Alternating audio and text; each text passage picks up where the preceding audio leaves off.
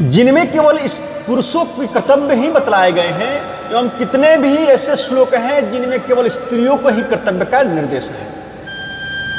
उनमें से जिनमें केवल स्त्रियों के ही कर्तव्य बतलाए गए हैं, कुछ श्लोकों को उद्धृत करके उनके आधार पर सार रूप में कुछ स्त्री शिक्षा की समयोपयोगी बातें बतलाई। मनु आदि ऋषियों ने स्त्री जीवन का स्वरूप भली भांति समझकर उनकी रक्षा के लिए उनको सदा पुरुषों के अधीन होकर रहने की आज्ञा दी है। बल्या वा युवत्या वा वृद्ध्या वापि योषिता न स्वतंत्रेण कर्तव्यम किंचित कार्य गृहेष्वपि। बाल्ये पितुर्वसे तिष्ठेत् पाणिग्राहस्य यौवने पुत्राणां भर्तरि प्रेते न भज्ये स्त्री स्वतंत्रता। पित्रा भर्त्रा सुतैर्वापि नेच्छेद्विरहमात्मनः येषां हि विरहेण स्त्री गर्ह्यो कुर्यादुभे कुले।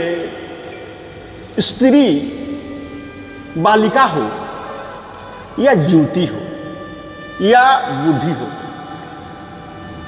उसे अपने घर में भी कोई कार्य स्वतंत्रता से कदापि नहीं करने चाहिए। बाल्यावस्था में वह पिता के अधीन रहे, युवती अवस्था में पति के वश में रहे, और यदि पति की मृत्यु हो जाए तो पुत्र के अधीन रहे, ऐसे शास्त्र में बताए गए। तात्पर्य यह है कि स्त्री कभी स्वच्छंदता का आश्रय न ले, वह पिता पति अथवा पुत्र से अपने को अलग रखने की कभी इच्छा न करे, क्योंकि इनसे अलग रहने से पितृकुल और पतिकुल दोनों के कलंकित होने की संभावना होती है, पितृकुल भी और पतिकुल भी। पिता रक्षति कौमारे भर्तां रक्षति यौवने रक्षन्ति स्त्रिये वे पुत्रा न स्त्री स्वतंत्र मर्हति। स्त्री की कुमार अवस्था में पिता रक्षा करता है, जो अवस्था में पति रक्षा करता है, और वृद्ध अवस्था में पुत्र रक्षा करते हैं, तो उसे कभी स्वाधीन नहीं रहना चाहिए। स्त्रियों के स्वतंत्र और आरक्षित होने पर नाना प्रकार के दोष उत्पन्न हो जाते हैं, और उनकी रक्षा करने से अपने और धर्म की रक्षा होती है। इसलिए शास्त्र में स्त्रियों के स्वतंत्रता का विरोध किया गया है। शास्त्रकार ऋषि महर्षि त्रिकालदर्शी, सर्वस्व त्यागी, समदर्शी, अनुभवी और पूर्वापर को गहराइयों से सोचने वाले और संसार के परम हितैषी थे। उनकी बातों पर हमको विशेष ध्यान देकर स्त्रियों की सब प्रकार से रक्षा करनी चाहिए। कुसंग अथवा आसक्ति सूक्ष्म से सूक्ष्म क्यों ना हो, उससे भी स्त्रियों की विशेष रूप से रक्षा करनी चाहिए, क्योंकि रक्षित न होने पर वे पति और पिता दोनों के कुलों को शोक में डाल देती हैं। और स्त्री की रक्षा सब वर्णों के लिए ही उत्तम धर्म है। इस धर्म को दृष्टि से रखकर दुर्बल पति भी अपनी स्त्री को रक्षित रखने का यत्न करते हैं, क्योंकि जो पत्नी की यत्नपूर्वक रक्षा करता है वह अपनी संतान को वर्ण संकर होने से बचाता है, अपने चरित्र को निष्कलंक रखता है, अपनी कुल मर्यादा की रक्षा करता है, और अपने धर्म की भी रक्षा कर लेता है। स्त्री जैसे पुरुष का सेवन करती है, वैसे ही संतानों को जन्म देती है। इसलिए प्रजा की शुद्धि के लिए, संतान को वर्ण संकरता से बचाने के लिए स्त्री की यत्नपूर्वक रक्षा करें। कोई भी बल प्रयोग करके स्त्री की रक्षा करने में असमर्थ नहीं हो सकता है, किंतु इन चीजें स्त्री को धन के संग्रह में और उसे खर्च करने के कार्य में लगाए। घर को स्वच्छ रखने, दान पूजन आदि धर्म कार्य करने, रसोई बनाने तथा घर के सामान की देखभाल करने के कार्यों में भी उसे नियुक्त करें। कन्या को चाहिए कि वह अपना विवाह कभी स्वयं स्वतंत्रता पूर्वक न करे, क्योंकि जो बड़े बड़े अपने बड़े बूढ़े अनुभवी बुद्धिमान हितैषी होते हैं, वे बुद्धिपूर्वक जो काम करते हैं वह इस लोक और परलोक में लाभदायक होता है। इसके विपरीत अपनी बाल चपलता से किया हुआ संबंध और लोक और परलोक भी हानिकारक हो जाता है। तो इसके अभिभावक माता पिता भाई आदि शुद्ध भाव से कन्या का हित समझकर उसके साथ उसका विवाह कर दे और उसी को प्रसन्नता पूर्वक ईश्वर का विधान समझकर पति रूप में स्वीकार करना चाहिए और आजीवन उसी की सेवा करना और उसकी मृत्यु के बाद भी उस पति की दी हुई शिक्षा के अनुसार ही अपने जीवन को बिता देना। यस्मै दद्यापितां त्वयम् अस्मै दद्यापितां त्वेनं भ्राता वानुमते पितुः तं शुश्रूषेत जीवन्तं संसितं च न लंघयेत्। पिता अथवा पिता की अनुमति लेकर भाई भी कन्या को जिसके साथ ब्याह दे, उसी पति की वह जीवन भर सेवा शुश्रूषा करके तथा उसकी मृत्यु होने पर भी यह उसका उल्लंघन न करे, अर्थात उससे संबंध तोड़कर किसी दूसरे से संबंध न जोड़े। पति के जीते हुए उसकी आज्ञा को सदा माने और उसके मरने पर भी उसकी दी हुई आज्ञा का कभी उल्लंघन न करे। आजकल जो शास्त्र विधि से विवाह न करके रजिस्ट्री मात्र से ही विवाह हो जाने की जो प्रथा का समर्थन किया जा रहा है वह बहुत बुरा है। इससे विवाह की पवित्रता को नष्ट होती है, प्रेम का बंधन भी नहीं रहता और बात बात में तलाक की नौबत आती है। पश्चात देशों में आज यही तो हो रहा है। हमारे भारतवर्ष में भी शास्त्रीय पद्धति से विवाह करने की जो प्रथा है, तदनुसार विवाह संबंध करने पर हजारों में भी एक भी ऐसा दृष्टांत दृष्टिगोचर नहीं होता जो पति को त्याग कर दूसरे से विवाह करे। अब तो कुछ हो रहा है, या पति पर मुकदमा करे। अब तो मुकदमा भी हो रहा है, क्योंकि ऋषियों ने स्त्री और पुरुष के कल्याण के लिए ही अत्यंत रहस्यमय विवाह संस्कार पद्धति का विधान किया है, जिसमें पुण्यवाचन तथा हवन आदि कर्मों का वर और कन्या के मंगल के लिए उल्लेख है। मंगलार्थम सत्यायनम यज्ञश्चास्याम प्रजापते प्रीज्यते विवाहेषु प्रदानम स्वाम्यकारकणम। विवाह के अवसर पर जो स्वस्ति वाचन या प्रजापति का यजन होता है वह तो ब्याह की जानने वाली स्त्रियों के मंगल के लिए है। वास्तव में कन्यादान ही स्वामित्व का कारण है। गुरुजनों के द्वारा कन्या जिसे दी जाती है वही पति है और उसी की वह पत्नी है। यह निश्चय कन्यादान होने पर हो जाता है। तो विवाह होने के बाद स्त्री का सबसे बढ़कर प्रधान कर्तव्य हो जाता है कि वह पति को ही सर्वस्व मानकर पति की आज्ञा अनुसार पति की प्रसन्नता के लिए ही समस्त आचरण करे। पति अयोग्य हो तो भी उसे देवता के समान समझकर उसकी सेवा करे। इसी में उसका सब प्रकार से इस लोक और परलोक में हित है। अनृता मृत्यु काले च मंत्र संस्कार कृपति सुखस्य नित्यं दातेह परलोके च योषितः। विशीलः कामवृतो वा गुणैर्वा परिवर्जितः उपचर्यः स्त्रिया सद्या सततं देवावत्यति पाणिग्रहणस्य साध्वी स्त्री जीवतो वा मृतस्व वा पतिलोकं धिप्सन्ति नाचरेता किंचिदर्प्रियम। वैदिक मंत्रों द्वारा विवाह संस्कार करने वाला पति ऋतु काल में तथा उससे भिन्न समय में भी स्त्रियों को इस लोक और परलोक में सदा सुख देने वाला होता है।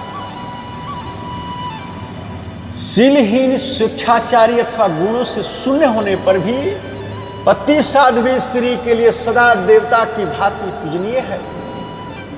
परम कल्याणमय पति लोक की इच्छा रखने वाली नारी पाणी ग्रहण करने वाली पति के जीवित रहने अथवा मरने पर भी कभी कोई ऐसा आचरण नहीं करती है जो उसे प्रिय न हो। पुरुष का यह परम कर्तव्य बनता है कि वह जो भी यज्ञ, दान, तप, व्रत, उपासना आदि उत्तम क्रिया करे, स्त्री की सलाह से उसको साथ लेकर ही करे। इसलिए स्त्री को पति के बिना या उसकी आज्ञा बिना अलग यज्ञ, तीर्थ, व्रत, उपवास, सत्संग आदि धार्मिक कर्म भी करने की आवश्यकता नहीं है। उसके लिए तो पति सेवा से ही इस लोक और परलोक कल्याण हो जाएगा। नास्ति श्रीणाम पृथग्याज्ञो न व्रतम नापि पोषणम पतिम शुश्रूषते येन तेन स्वर्गे महीयते पतिम या नाभिचरति मनोवाग्देह संयता सा भर्तृलोकमाप्नोति सिद्धः सद्विति चोच्यते। अनेन नारीवृतेन मनोवाग्देह संयता इहाग्रहा कृतिमाप्नोति पतिलोकम परत्र च। स्त्रियों के लिए पति से अलग कोई यज्ञ, व्रत अथवा उपासना करने की विधान नहीं है।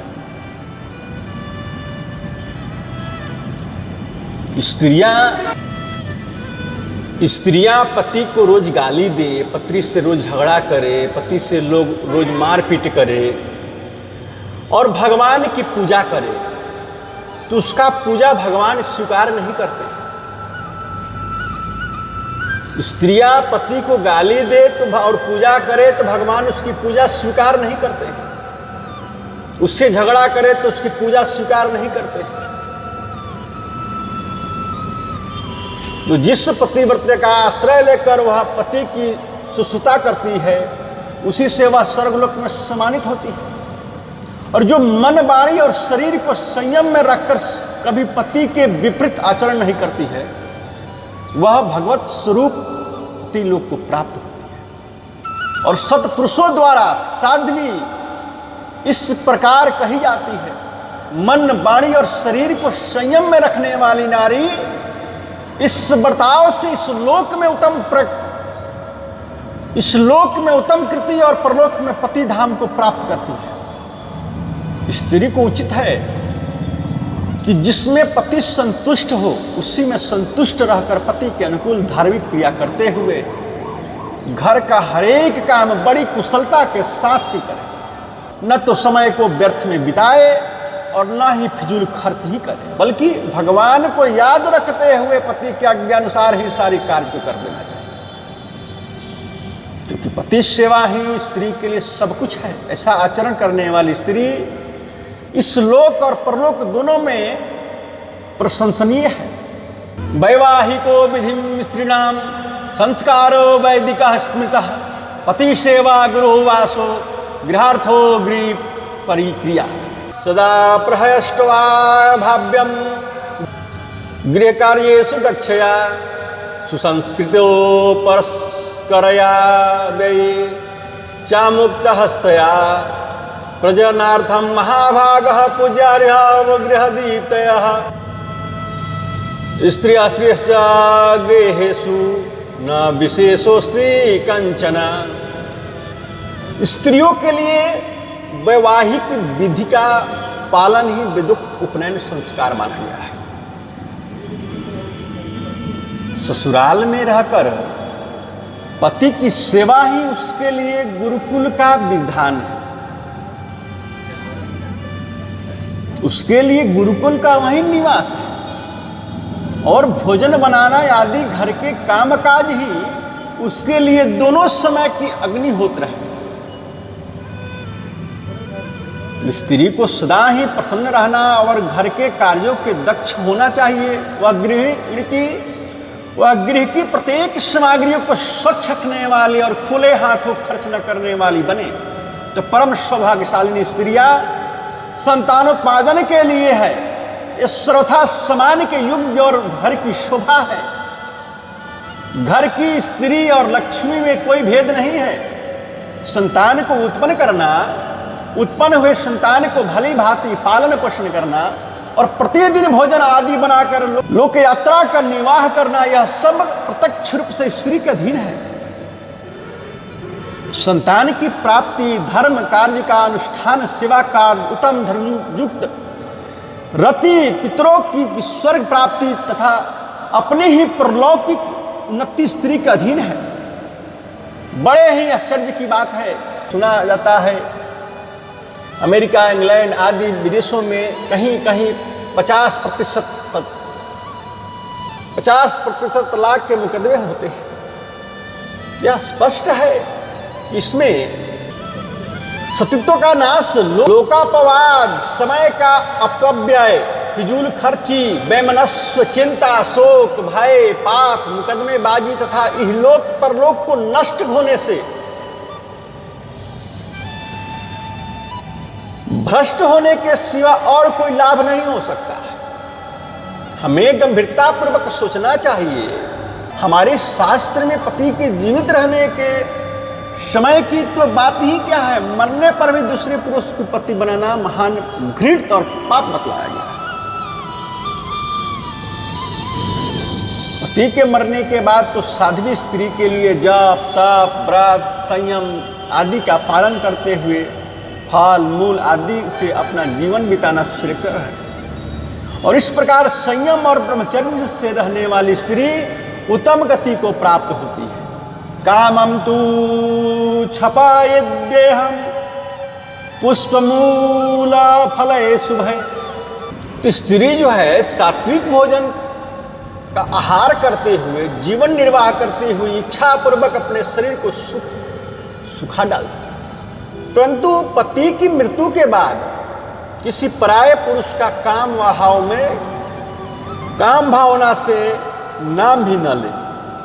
पतिव्रता स्त्रियों का जो सर्वोत्तम धर्म है, उसे पाने की इच्छा रखने वाली विधवा मृत्यु पर्यंत क्षमाशील, मन इंद्रियों संयम रखने वाले तथा ब्रह्मचारी रहे। अब भी ऐसा नहीं है, लेकिन पति की मृत्यु के पश्चात ब्रह्मचर्य व्रत में दृढ़ता पूर्वक स्थिर रहने वाली साध्वी स्त्री पुत्रहीना होने पर भी स्वर्गलोक में जाती है। जैसे कि नैतिक ब्रह्मचारी पुत्र के बिना भी स्वर्ग में जाते हैं, किंतु जो स्त्री पुत्र के लोभ में पति का उल्लंघन, व्यभिचार करती है, वह इस लोक में तो निंदा पाती ही है, परलोक में भी वांछित रह जाती है। और पर पुरुष से उत्पन्न हुई संतान यहाँ अपने संतान नहीं मानी जाती। इस प्रकार पराई स्त्री के गर्भ से उत्पन्न हुई संतान भी अपनी नहीं है। साध्वी स्त्रियों के लिए कहीं भी दूसरे पति को अपनाने का उद्देश्य नहीं दिया गया है। जो स्त्री धन आदि की दृष्टि से अपने निम्न श्रेणी के पति को त्याग कर उच्च स्वर्ग के गिने जाने वाले किसी पर पुरुष का सेवन करती है, वह इस लोक में निंदनीय हुई। वह श्लोक में निंदनीय ही होती है तथा पर पूर्वा पहले की पराई स्त्री कही जाती है। कोई कोई रखेल भी कहता है। तो पति के विपरीत आचरण, व्यभिचार करने से स्त्री इस लोक में निंदा का पात्र बनती है। दूसरे जन्म में उसे सियारिन की योनि में जाना पड़ता है तथा पाप जनित रोग से भी वह पीड़ित रहती है। आजकल कुछ लोग ऐसे कहते हैं कि जब स्त्री के मरने पर पुरुष दूसरा विवाह कर सकता है, तो फिर स्त्री को पति के मरने पर पुनर्विवाह करने में क्या आपत्ति है? इसका उत्तर यह है कि मरने के बाद पुरुष के पुनर्विवाह कर लेने पर भी उसकी पहले की संतान उसी कुल गोत्र में ही रहकर अपने पिता के द्वारा रक्षित और पालित हो सकती है और उसका उस घर में दाएं भाग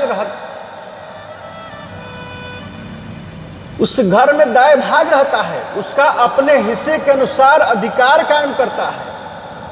किंतु पति की मृत्यु हो जाने पर स्त्री यदि बच्चों को वहीं छोड़कर दूसरे पुरुष से विवाह करके वहां से चली जाती है तो ये बच्चे बिल्कुल अनाथ हो जाते हैं, उनका पालन पोषण भी असंभव हो जाता है और यदि संतान को साथ ले जाए तो उसका इस गोत्र और कुल के संबंध विच्छेद हो जाने के कारण वे अपने पैतृक धन से वंचित रह जाता है और जहां दूसरे घर में वह जाता है वहां उसका पति न तो उस बच्चे से प्यार करता है और न उन्हें दाएं भाग का हिस्सा ही देता है। इस प्रकार वे पहले वाले घर से भी हाथ धो बैठते हैं और दूसरे वाले घर से भी उन्हें कुछ नहीं मिलता है, तो उनके शादी विवाह की भी कठिनाई हो जाती है। इस प्रकार वे महान भय में पड़ जाते हैं। इसलिए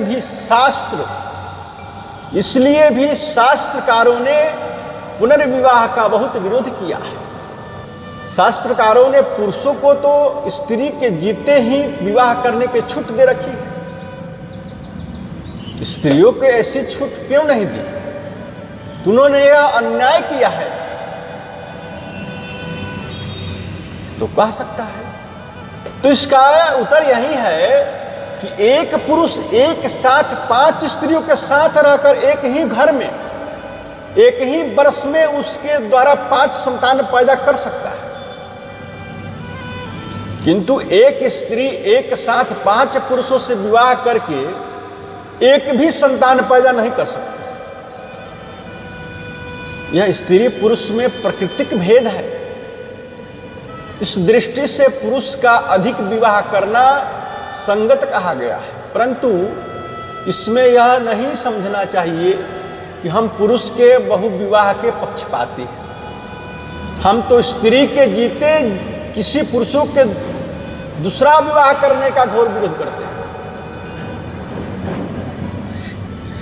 बल्कि स्त्री के मरने पर भी पुरुष का पुनर्विवाह करना कोई महत्व की बात नहीं है। महत्व तो ब्रह्मचर्य के पालन में है। शास्त्रकारों ने केवल मानव जाति की श्रृंखला की रक्षा के लिए धर्मानुकूल विवाह का विधान किया है। किसी भी हालात में पुरुष का दूसरा विवाह करना आदर्श नहीं है, कल्याण मार्ग से पतन करने वाला है। हमने तो केवल पुरुषों को शास्त्रों में यह छूट क्यों दी गई? यह दिखलाने के लिए ही युक्ति दी है।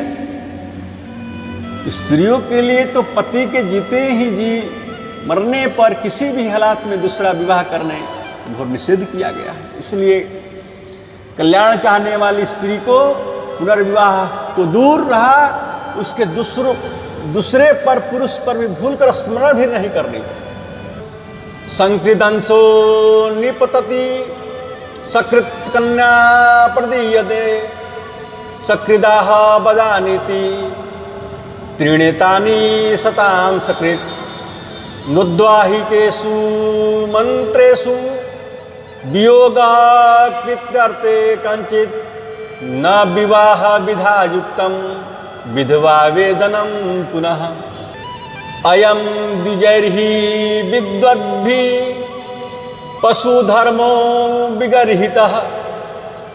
कुटुंब में धन आदि का बंटवारा एक ही बार होता है।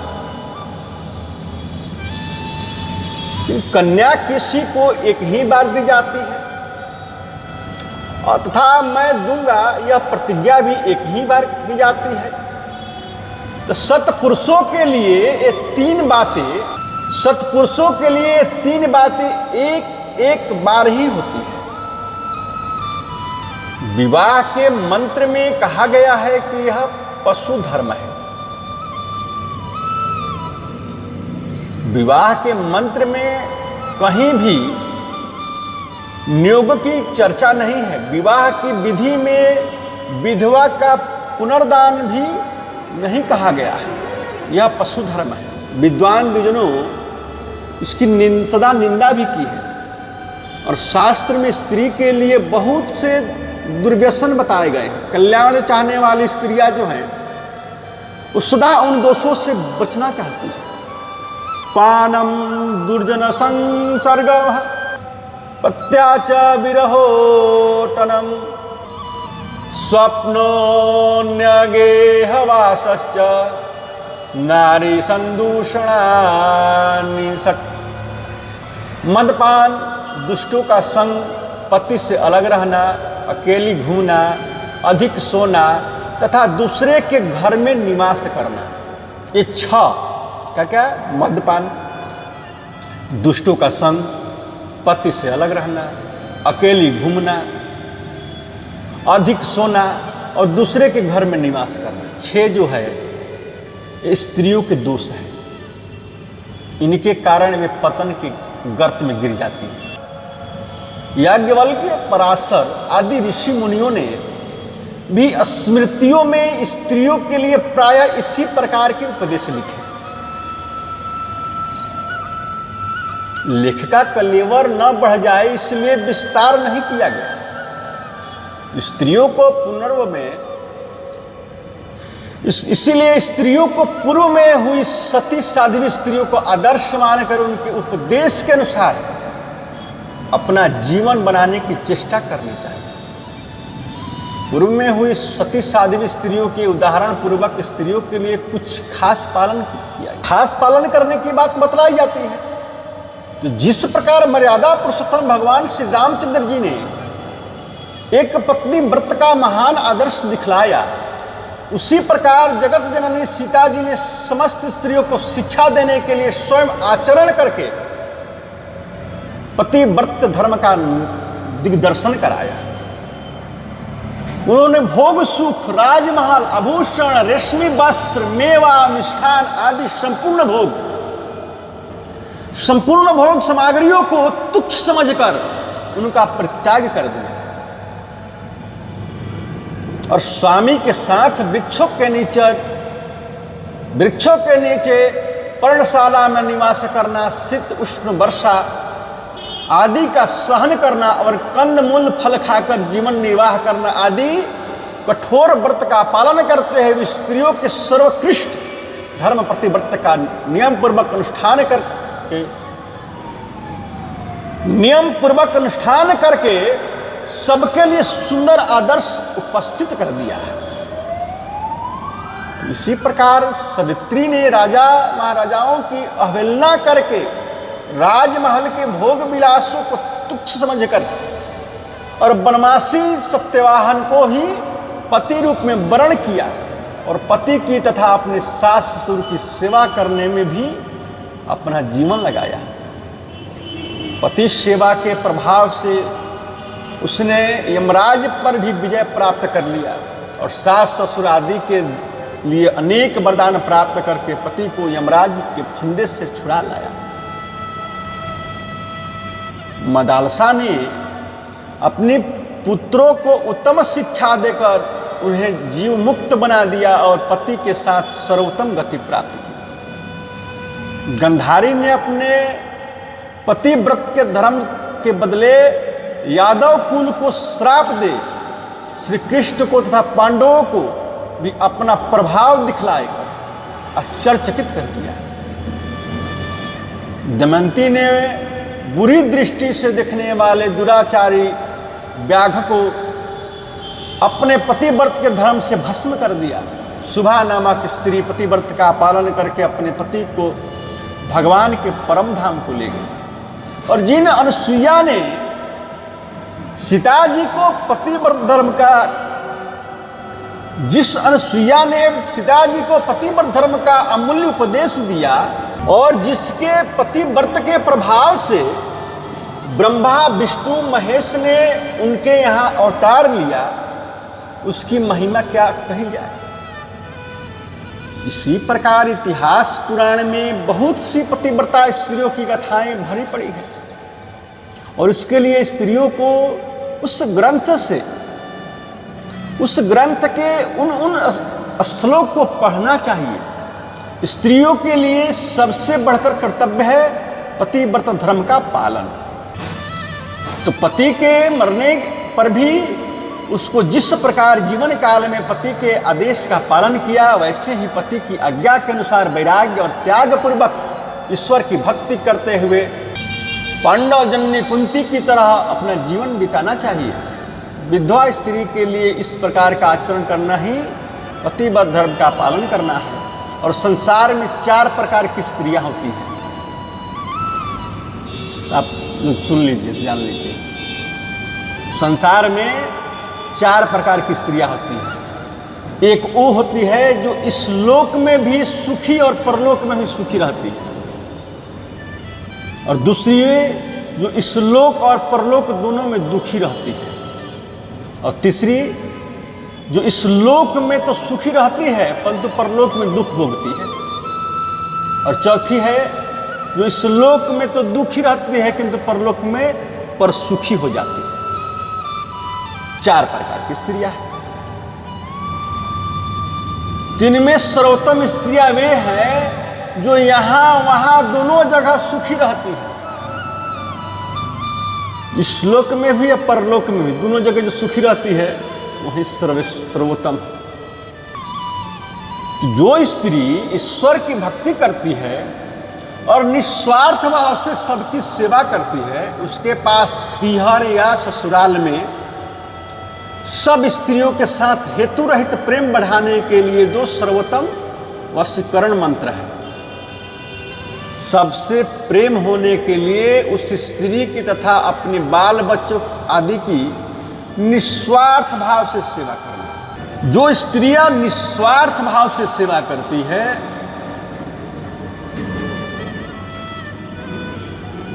उस सबको अपने बस में कर लेती है। उनका हित करने में ही लगे रहना और अहित तो किसी प्रकार का किसी को करना ही नहीं। और जिस प्रकार स्वार्थी मनुष्य अपने स्वार्थ के लिए दूसरों की सेवा करके उन्हें संतुष्ट करने का प्रयत्न करता है, वैसे ही अपने तन मन धन से तत्पर होकर सबके निस्वार्थ भाव से सेवा करना। दूसरा है उनके अवगुणों की तरफ जरा भी ख्याल न करके उनके सच्चे गुणों की बखान करना। 2 मंत्रों को काम में लाने वाली स्त्री अपने सब बर्ताव से सबको जीत लेती है, और जो स्त्री इस तरह सबका हित चाहने वाली होती है, सबके सद्व्यवहार से सब उसके अनुयायी और भक्त बन जाते हैं। इसलिए उसका जीवन यहाँ सुखमय और प्रेममय हो जाता है। एवं ईश्वर भक्ति तथा निस्वार्थ सेवा के प्रभाव से उसको परम गति की प्राप्ति हो जाती है। ऐसी स्त्रियों को यहाँ भी कृति सुख शांति प्राप्त होती है और परलोक में भी परम शांति परम आनंद की प्राप्ति हो जाती है। इससे विपरीत जो दुष्ट स्वभाव की स्त्री कलह करने वाली होती है, दुष्ट स्वभाव की स्त्री कलह करने वाली होती है, वह स्वार्थंग त्वरतांध स्त्री लोभ मोह या क्रोध के वशीभूत होकर पीहर अथवा ससुराल में या जहां कहीं भी वह रहती है, वो अन्य स्त्रियों के साथ क्लेश द्वेष कलह और लड़ाई झगड़ा ही करती रहती है। सबसे द्वेष हो जाने के कारण वह दूसरों की निंदा करती है और उसके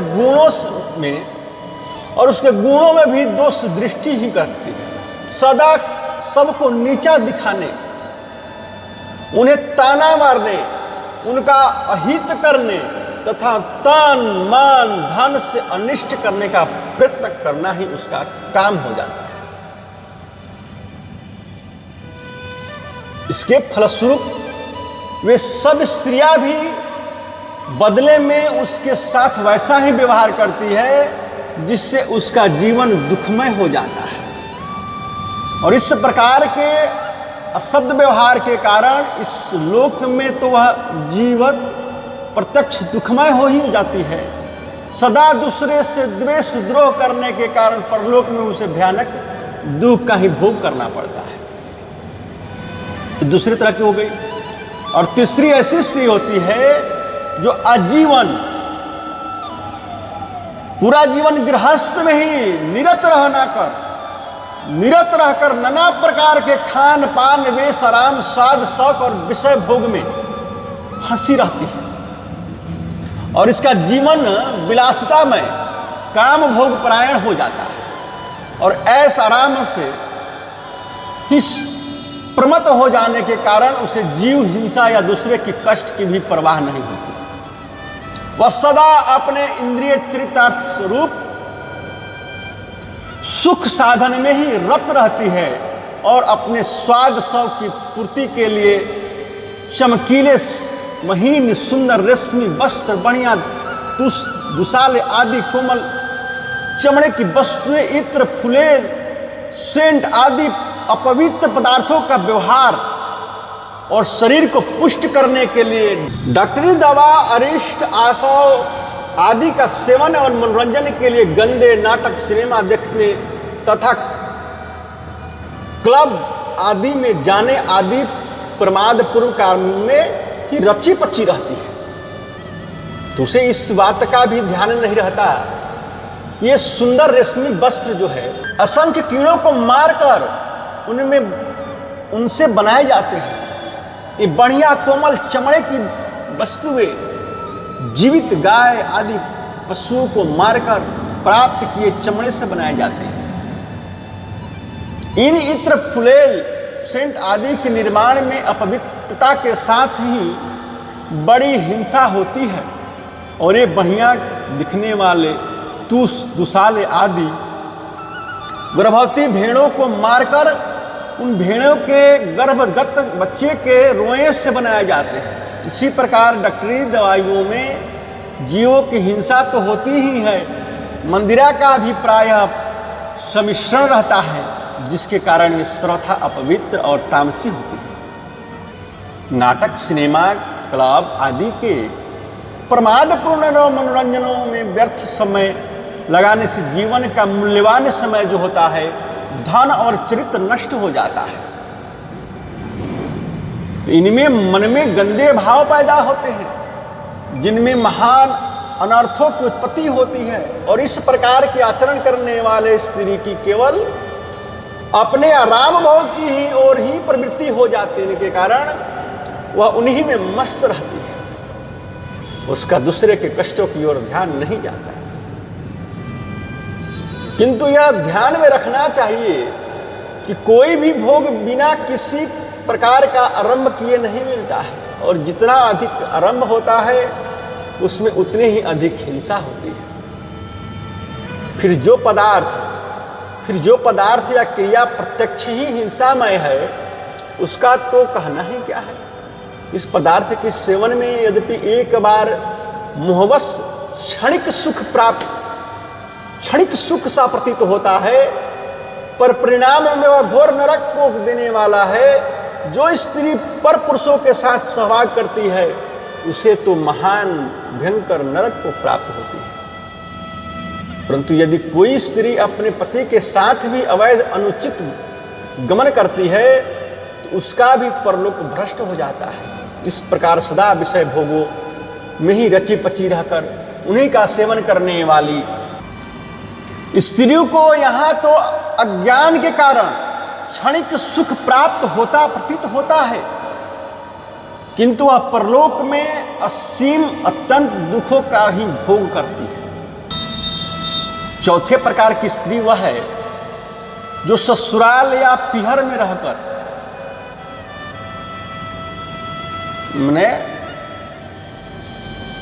ससुराल या पीहर में रहकर दूसरों का कटु वचन सहती है, दूसरे के अत्याचार को सहन करती है। ऐसा आराम भोग आलस्य प्रमाद स्वाद शौक आदि का परित्याग करके संयम पूर्वक अपना जीवन बिताती है। तीर्थ व्रत उपवास जप स्वाध्याय आदि करके आत्म कल्याणार्थ शरीर का कष्ट सहन करती है और सर्दी गर्मी वर्षा आदि को सहन करके तप का अनुभव करती है। वर्तमान काल में तो कष्ट का अनुभव होता है, किंतु उसका आचरण मुक्ति के हेतु होने से वह परलोक में परम शांति और परम आनंद को प्राप्त हो जाती है।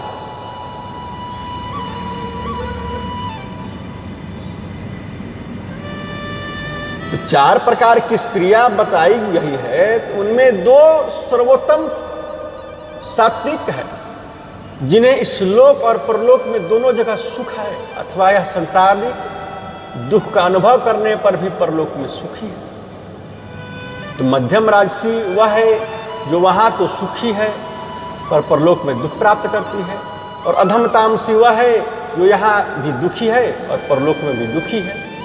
तो स्त्रियों को चाहिए कि सर्वदा सर्वोत्तम आचरण करने में ही तत्पर रहे। राजसी तामसी स्त्रियां अनुकरण कभी भूलकर भी न करें। अब स्त्रियों के लिए कर्तव्य की कुछ विशेष बातें बतलाई जाती है। अनिच्छा या परीक्षा से जो कुछ भी प्राप्त हो उसे ईश्वर का विधान उसका भेजा हुआ पुरस्कार समझकर उसी में हर समय प्रसन्नचित रहती है। बड़े में श्रद्धा पूज्य भाव से, बराबर वालों में प्रेम मैत्री भाव से और छोटे में स्नेह वात्सल्य भाव से, इस प्रकार सब में हेतु रहित प्रेम बढ़ाने वाले प्रेम बढ़ावे और सदा उसके हित में ही रत रहे। जीवन को निकम्मा ना बनाए, कुछ न कुछ उत्तम काम करते रहे। समाज और देश का सुधार हो, हित हो, ऐसे कार्यों में समय लगाए, उद्यमशील बने, कभी परावलंबी न होकर स्वावलंबी बने, अपने घर के कर्मों के लिए दूसरे को सहायता न ले, खर्च को घटाएं, विवाह शादी मृतक खर्च, स्वाद शौकीनी, गोटा किनारी आदि के फजूल खर्चों न करें। इस प्रकार व्यर्थ खर्च करके अपने पति पर भार बढ़ावे, बल्कि उन्हें घटाने की चेष्टा करें। जीवन इस प्रकार सदा और कम खर्चीला बनाएं कि जिससे दूसरों से सहायता लेने की जरूरत न पड़े। असच्चरित्र, भोगी, प्रमादी, नीच, दुष्ट, धूर्त और कुमार्गी स्त्री पुरुषों का कभी संग न करें और न उसका कभी स्मरण ही करें। बाजार का भोजन, पूड़ी, मिठाई, चाय, बिस्कुट, बर्फ आदि का व्यवहार न करें। स्वयं पाकक कला में निपुण होकर घर में ही चीजें तैयार करके काम में लावे। आजकल बहुत से धूर्त नर नारी भोले भाले बालकों और स्त्रियों को अपने चुंगल में फंसाने के लिए उन्हें सोने का महल दिखलाते हैं और पुत्र धन आदि का लोभ देकर उसके धन का तथा सतीत्व का अपहरण किया करते हैं। ऐसे लोगों के प्रलोभन में वाक्यों में न फंसे, ऐसे लोगों से सदा दूर ही रहे। बहुत से धूर्त जादू, टोना, यंत्र, तंत्र आदि क्रियाओं के द्वारा फुसलाकर प्रलोभन देकर ठगते हैं। उनके फंदे नहीं पड़े। भूत प्रेत, डाकनी, पिचासनी आदि किसी में प्रवेश करते हैं, दुख देते हैं। इस प्रकार धोखे की बातों में न फंसे और न भूत प्रेत आदि या अनिष्ट का झूठा वहम करके मन में कभी भय ही लाए। भैरव, पीर, फकीर आदि के नाम पर शास्त्र विरुद्ध मनौती आदि बोलकर अपने धर्म कर्म को बर्बाद करने की मूर्खता भी कभी न करें। अपने से जो कुछ भी हो सके दूसरों का हित ही करें। किसी से सेवा कराने की इच्छा कभी न करें। न सेवा कराए ही देवता या मनुष्य। देवता या मनुष्य किसी से किसी प्रकार की भी कामना या इच्छा नहीं करे और न किसी से आसक्त ही हो। भारी आपत्ति होने पर भी भय, काम अथवा लोभ के कारण धर्म में विचलित न हो तथा सदा स्फूर्ता, वीरता, गंभीरता, धीरता आदि गुणों की वृद्धि होकर आत्मबल और सद्बुद्धि प्राप्त हो, इसी के लिए प्रयत्न करें। अपना समय निंद्रा, आलस्य, भोग, प्रमाद, ताश, चौपड़ थिएटर, सिनेमा, खेल, तमाशे आदि में व्यर्थ न बितावें तथा काम, क्रोध, लोभ, मोह, राग, द्वेष आदि द्वंद्वों का श्रद्धा त्याग करें, जिससे तेज, क्षमा, धैर्य, शांति, सरलता, ममता, संत, भक्ति, ज्ञान, विराग, बल, बुद्धि, वीर्य आदि सद्गुण सदाचारों की वृद्धि हो तथा जिसमें संपूर्ण संसार का और अपना भी हित हो। ऐसी कामों में ही अपना समय लगाना चाहिए। अपनी संतान को भी ऐसे ही शिक्षा दे जिससे उनके उपयुक्त सद्गुण सदाचारों का समावेश हो और वे नीति और धर्म में निपुण होकर कुटुंब, समाज और देश की सेवा करते हुए अपना तथा सबका कल्याण साधन करें। इस प्रकार के निस्वार्थ भाव से आचरण करने पर स्त्री के अंतःकरण की शुद्धि होकर उसे परम शांति और परम आनंदमय परमात्मा की प्राप्ति हो जाती है। लाइक, कमेंट, शेयर करना ना भूलें। जय श्री राम।